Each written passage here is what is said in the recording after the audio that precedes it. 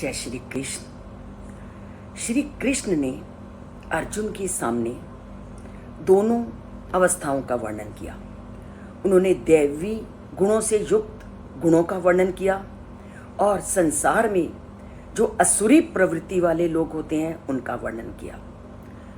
दोनों गुणों का वर्णन करने के पश्चात ये दोनों अवस्थाएं मनुष्यों को किस किस ओर ले जाती हैं तथा इन गुणों और इन अवगुणों का क्या लाभ तथा क्या हानि है, वो आज के श्लोक में अर्जुन को बताते हैं। वो कहते हैं कि देवी संपदम विमोक्षाय, देवी संपदम विमोक्षाय निबंध आए असुरी मता मां शुचहा संपदम देवीम अभिजातो असि पांडव।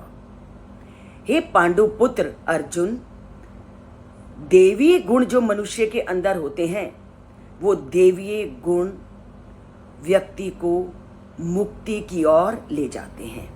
देवीय गुण व्यक्ति को मुक्ति की ओर ले जाते हैं और असुरी गुण, गुण तो नहीं कहेंगे इसको, अवगुण निरंतर बंधन की में बांधने वाले होते हैं। तो हे अर्जुन, तुम तो शोक मत करो क्योंकि तुम्हारे अंदर तो सारे देवीय गुण हैं। तो जिस व्यक्ति के अंदर सभी देवीय गुण होते हैं उसको तो कभी भी सोचना नहीं चाहिए, क्योंकि ईश्वर ने उसके सामने मुक्ति का द्वार स्वयं ही खोल दिया है। तो दो प्रकार की अवस्थाओं का आज के श्लोक में श्री कृष्ण वर्णन करते हैं कि इस संसार में दो प्रकार की प्रकृति वाले लोग होते हैं और दोनों तरह के लोग पूर्णतः भिन्न होते हैं। एक असुरी गुण जिसको हम देवीय गुण कहते हैं, मनुष्य को जीवन और मृत्यु रूपी बंधनों से मुक्त करते हैं। अर्थात दो प्रकार के गुणों के संपर्क में व्यक्ति जब संसार में आता है, असुरी गुण मनुष्य को जीवन और मृत्यु रूपी संसार की बेड़ियों में जकड़ लेते हैं, जिसका वर्णन उन्होंने कल किया। जैसे हमने अहंकार की इच्छा की, हमने अपने वचनों से लोगों को पीड़ित किया, चाहे मानसिक रूप से, शारीरिक रूप से, जितनी भी बुराइयां हमें समाज में दिखती हैं वो सारे असुरी गुण कहलाते हैं। और जब व्यक्ति में ये गुण आते हैं तो वह आध्यात्मिकता के मार्ग में बाधक बनते हैं।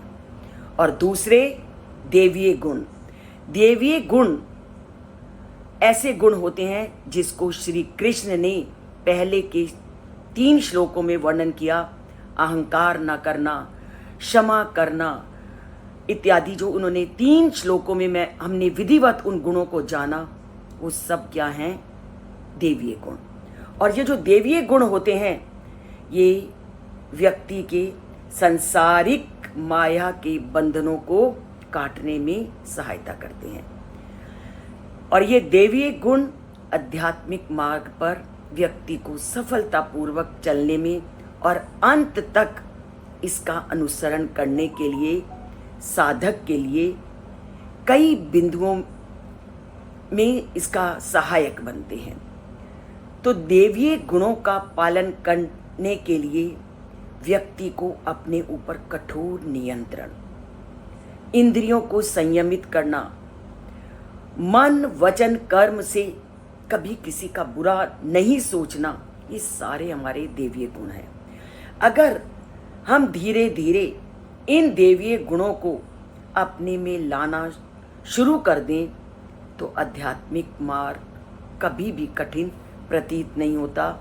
आध्यात्मिक मार्ग तब कठिन होता है जब हम इन गुणों को अपने अंदर लाने का प्रयत्न नहीं करते। और यहाँ ये भी लोगों के मन में प्रश्न उठ सकता है कि इन गुणों को लाने के पश्चात भी कई बार ऐसी स्थिति आती है कि व्यक्ति इन दिव्य गुणों को अपनाते हुए भी असफलताओं का सामना करता है। जरूरी है जब हम किसी भी मार्ग पर चलते हैं तो असफलता तो आती ही है, पर असफलता का भी परमात्मा ने रास्ता बनाया है कि अपने अंदर आप इतनी ताकत लाओ, आप अपने अंदर इतनी धैर्य और परिस्थितियों को झेलने की क्षमता अपने अंदर लाओ कि असफलताएं आने पर भी आप उन असफलताओं से अपने रास्ते को बीच में कभी मत छोड़ो। आप जिस भी कार्य को करोगे आपको असफलताएं आएंगी, और हर असफलता मनुष्य को कुछ न कुछ सीख देती है, और वही सीख हमें आगे सफलता प्राप्त करने में सहायक बनती है।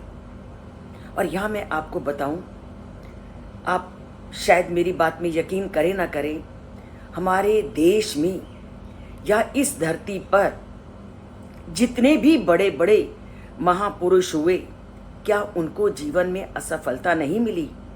उनको भी मिली, परंतु उन्होंने एक नियम बनाया था जिसको कि हमारे बड़े बूढ़ों ने भी हमको कहा कि प्रतिदिन डायरी लिखना सीखो। जब हम प्रतिदिन डायरी लिखना सीखते हैं या डायरी लिखते हैं तो उस समय, जब उस दिन में जिस भी कार्य में जब हम असफल होते हैं, वो जब हम लिखना शुरू कर देते हैं तो लिखने से वो जो असफलता की कमियां हैं वो हमारे मनो मस्तिष्क में पूरी तरह से छप जाती हैं, और जब असफलता का कारण मानव मस्तिष्क में पूरी तरह से छप जाता है तो वह आगे सफलता के द्वार को खोल देता है। और डायरी लिखना इसीलिए हमारे महापुरुषों ने, हमारे बड़े बड़े लोगों ने जीवन का एक अनिवार्य अंग माना, और यहाँ तक भी उन्होंने कहा कि अगर जीवन में सफल होना है तो प्रतिदिन अपनी सफलताओं और असफलताओं को उस डायरी में लिखो, क्योंकि जब हमने असफलता को डायरी में लिखना शुरू कर दिया तो हमें अपनी कमियां अपने आप दिखने लगेंगी कि आज हमने ऐसा क्या किया जिसके कारण हम अपने कार्य में सफल नहीं हो पाए। तो परमात्मा भी यही कहते हैं कि असफलताओं से तुम्हें घबराना नहीं है, उस असफलताओं से भी तुमने एक नई सीख लेनी है और सफलता के द्वार को खोलना है। और यही बात अर्जुन भी तो आज इसीलिए हिम्मत हार के बैठा है और वो युद्ध के लिए तैयार नहीं हो रहा, चाहे उसमें सभी देवीय गुण हैं, और इसीलिए परमात्मा को उसको भी प्रेरित करना पड़ा कि तुम उठो और अपने अंदर की शक्ति को पहचानो, और ये जो तुम युद्ध कर रहे हो ये भी तुम्हारे लिए न्याय प्रिय युद्ध है। और उन्होंने ये अंतिम पंक्ति में अर्जुन को स्पष्ट कर दिया कि हे अर्जुन, तुम शोक मत करो, क्योंकि तुम तो देवीय गुणों से युक्त हो, और देवी गुणों से युक्त होने पर तुम्हारा आध्यात्मिकता का रास्ता तुम्हारे सामने है। तो आध्यात्मिकता के रास्ते में भी मनुष्य के सामने अनेक कठिनाइयां आती हैं, परंतु उस आध्यात्मिकता के रास्ते को व्यक्ति ने कैसे अग्रसर होते रहना है, श्री कृष्ण आज के श्लोक में कहते हैं कि व्यक्ति को हमेशा असफलताओं से सीखकर सफलता की ओर जाना है। तो इसलिए हम भी आध्यात्मिकता के मार्ग में चलते हैं, श्री कृष्ण के बताए मार्गों का अनुसरण करते हैं। इस चैनल से अगर नहीं जुड़े तो जुड़ते हैं, अपने अंदर आध्यात्मिकता के गुणों को लाते हैं, और अगर सब्सक्राइब नहीं किया तो सब्सक्राइब करते हैं और लाइक का बटन दबाते हैं। जय श्री कृष्ण।